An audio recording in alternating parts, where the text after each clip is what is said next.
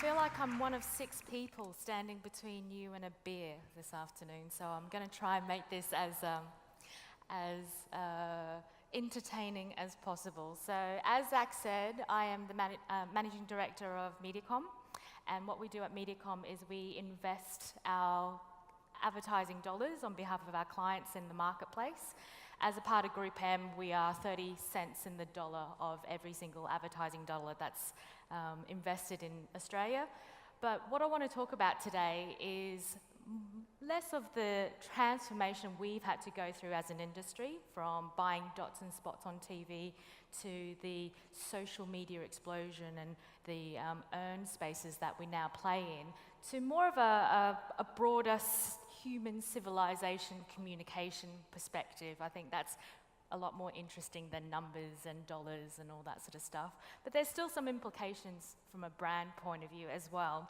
So I think in the last couple of days, there's been a number of people giving a point of view about the future and what that means in terms of consumers, technology. You would have seen a lot more around virtual reality, AI yesterday being discussed, disrupted industries, digitized consumers and all of those type of things. And that kind of goes hand in hand with what has been discussed at CES in Las Vegas last month, and drones and droids and the very real reality of connected fridges. So I guess I'm going to put one more point of view in there, and a bit of a consideration for us as we move into this more technological impacted world that we live in, and really just look at it more as an evolution with some revolutionary moments, I guess, that's kind of made it a bit of a difference. It's a bit like, that old adage of a frog, if you put it into boiling water, it kind of hops out straight away because it's an immediate impact. But if you sit it in cold water, turn the stove on, as it gets warm, it doesn't really affect that frog until it's, a little bit too late.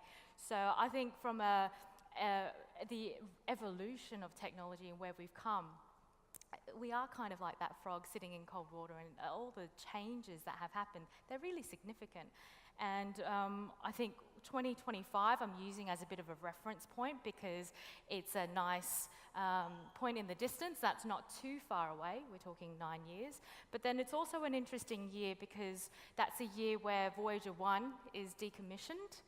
And I'm taking that as a bit of an inspiration piece, because Voyager is a wonderful example of a piece of technology that was devised well before 77 when it was launched, with a really pointed view of a human endeavour to create something that we can send out into interstellar space, that had the longevity and the view of being lasting for the last 50 years. So if you imagine it's been out there since 77 into the farthest place in the world in our known existence, and it still sends back wonderful information and pictures, but it also carries with it some of our beautiful civilizational artifacts, such as language, such as images, music, all of those type of things, just in case we reach some sort of alien life form.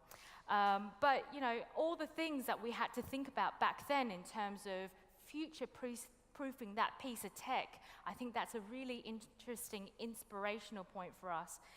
It was something that's a future piece of technology that was sent out yesterday, and it's still going. And I think, if we fast forward to... there we go.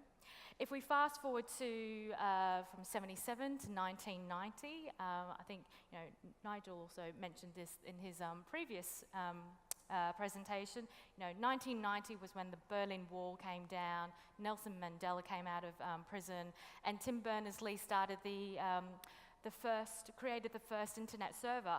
I think that was quite an interesting contrast in terms of where Voyager 1 was at that point. And this picture, which is called the pale blue dot, was taken 6 billion kilometers away. And it's a nice perspective in terms of that human endeavor and that piece of technology in the far reaches of our knowledge, looking back into this seemingly small pale blue dot and what we've created on this earth in terms of technology and the likes. And it gives us that really unique perspective. And I think that perspective has come a long way, even if you look 77, 1990, right up into 2016. You know, the acceleration of technology, it's increased in complexity and it's accelerated to a bit of a tipping point for us. You know, we've seen technologies, industries being invented, disrupted, and made obsolete. Classic example is the music industry. You think back in the 70s, it was vinyl. Back in the 80s, it was tapes, CDs. Then you had Napster. Then you have Spotify and Pandora. All of that has come and gone, and they've evolved. And what's quite interesting from a consumer point of view, from my industry, is how that has changed the way we've interacted as consumers, as humans, with that technology. So it's not just the hardware in itself, but also the valuation of that content, and also how we consume that media and through what the technology they're looking at it through. And it's that human-machine relationship that makes it quite interesting for me to have a look at. So I guess in the next little while, I just want to talk you through some of the 4 dots I've kind of joined up from that perspective, and how the human and machine relationship is playing out and how it may play out in 2025. There's an element there in terms of connection of everything. There's an element there of how we interface with humans and the machine, and what that means algorithmically in terms of choices that we get presented. And then what's the one thing that I guess machines can't do? It's that sensation, that innate sense that we bring as human beings. So I think from a macro level, when we talk about the Internet of Everything and the connectivity that we have, the beautiful thing about technology is that it's really brought the globe a lot closer. So we have on Facebook today 1.6 billion users across the world, and it means that, you know, whether it's seen the photograph of Voyager taken from of the Earth versus Skyping our friends around the world, I think it's really breaking down the geographic walls that we used to have. So you have global consumers, you have global trends, and from a brand point of view, you have global brands, and brands that transcend languages, transcend cultures, and they mean different things to different, same things to different people everywhere. From a micro point of view, what's interesting is that the connection of everything means that we live with devices on us, next to us, in and around our homes that are connected to the internet. So whether it's your fridge, your TV, your car, your light bulb, your smartphone. And all of that is collecting information. It's collecting data for us. And you know, Nigel's capabilities and what he was talking about earlier was quite interesting. You know, all those stats and analysis, and it's giving that information back to us, and it's playing that back to us in an interesting way, giving us advice in terms of how to make it more efficient. And it continues to provide that insight. So it kind of leads me to think that actually this gives us 2 very interesting dynamics. You've got a bionically connected human being, and then you've also got a self-aware, intelligent machine. And it's an interesting tussle in terms of, relationship and control. And that kind of takes me to my second point about the interface between us and machinery. And you know, for those who have a smartphone, and for those who, have a watch that's counting steps, and like I do, and every time you get to a certain goal, and it gives you a bit of a celebration to say you've hit your goals, it's quite interesting in terms of what we're living with now. But we're not too far away, for example, of, your smart driverless car, let's say, stops somewhere, kicks you out, refuses to drive you because you haven't met your fitness goals for the day to meet your minimum requirement for a medical insurance. I mean, that's kind of pushing it a little bit, but there's no reason why we can't be there in, 3 or 4 years' time. And you can kind of start seeing the application for it from a marketing perspective as well, where you've got medical health insurances incentivizing people to go to the gym. It doesn't take much to take that hook into any of the devices that we're wearing nowadays to really track and also incentivize people going forward. So that tech is actually getting closer to humans, literally. And it's that no secret in terms of if you leave your mobile phone at home, there's that sense of loss, and it's well documented and researched. And it's quite interesting in terms of how we continue to blur that line between humans and wearable technology. And there's some really nice examples from Chaotic Moon with that biometric tattoo. So not only are we wearing them, but we're also having them embedded into us, and they're counting data, and they're analyzing us. And they're giving us, information. They're telling us what to do.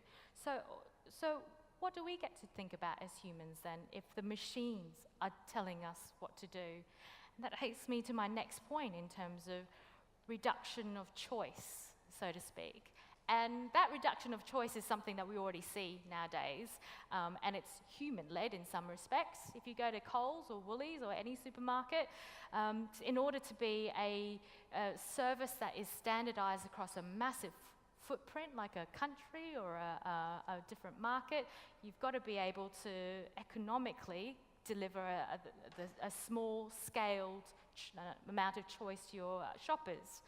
And that's reduction of choice is already happening as well. If you look at your newsfeed in Facebook, you don't get to see every single one of your 8,000 friends' Facebook feeds. It's an algorithm, it's a machine that's kind of running through, telling you what you should be looking at.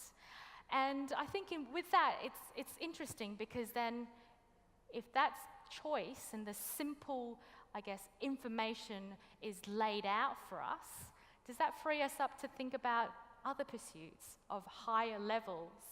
So conversely, you've got Google. You put in anything in there that you're looking for, it gives you 1 to hundreds of millions of searches and search results. It gives you an opportunity to pursue something much, much higher level according to what you want to look at. So I guess these two opposing forces, the reduction of choice and then the expansion of choice, is quite interesting, and it's all driven out of technology.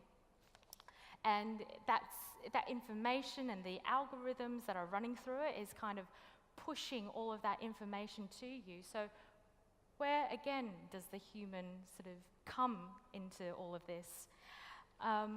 The one thing that we can do as humans is that we can feel, we can sense, and we can humanize it in that way. And there's a nice example from Chris Dancy, who's the self-coined human cyborg. So he's apparently the most connected human being on this planet. He's got 700 devices he's hooked up to, tracking every single moment of his day, whether it's his heart rate, to the calorie intake, to the steps, to his blood pressure, all of those type of things. But the one thing he said was, you forget to use your own innate abilities. And there's a nice example that he gives about the weather. You get up in the morning, what's the first thing you look at? You look at your phone, you just check the weather app, you check, the Bureau of Meteorology, is it raining, is it going to be sunny, how should I dress accordingly? And there's so much information that you can glean from all the tech and all the data, all the insights, that sometimes you forget to look out the window and look up and just use that humanness. And I guess in some ways, driver-assisted parking, for those who don't like parking, is a good thing. But then for those who want to sense and judge and see and use that part of themselves to do that. So it's about not losing, I guess, the humanity of all of that. So what does that really mean, especially for brands? I think from an advertising point of view and from a media point of view, one of the biggest areas that have been in development is the rise of programmatic and the rise of machines running of our advertising and where to put that space. And I think one of the areas for us to think about as, media practitioners, as advertisers, as marketers, or people who are interested in the communications landscape is to use technology as a way of simplifying it. And programmatic, for example, is a wonderful way of scaling reach in a really fragmented marketplace. But let's not forget the humanity in it. Let's not forget about applying our judgment, humanizing the content, making it relevant, and making the adjustments, then letting the machines run it and making it easier for our lives. So I guess in sort of closing, the wonderful thing I want to bring it back to in terms of Voyager was that it was something that we can do, and it was a pinnacle of human achievement because it was so future-facing, it was future-proof. We talk about today in terms of humanity and technology and this tussle for control and the expressions of choice because the technology and the algorithms serve that to us.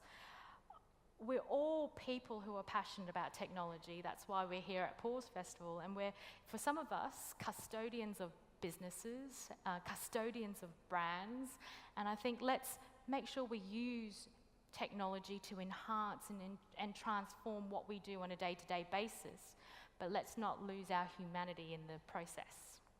Thank you.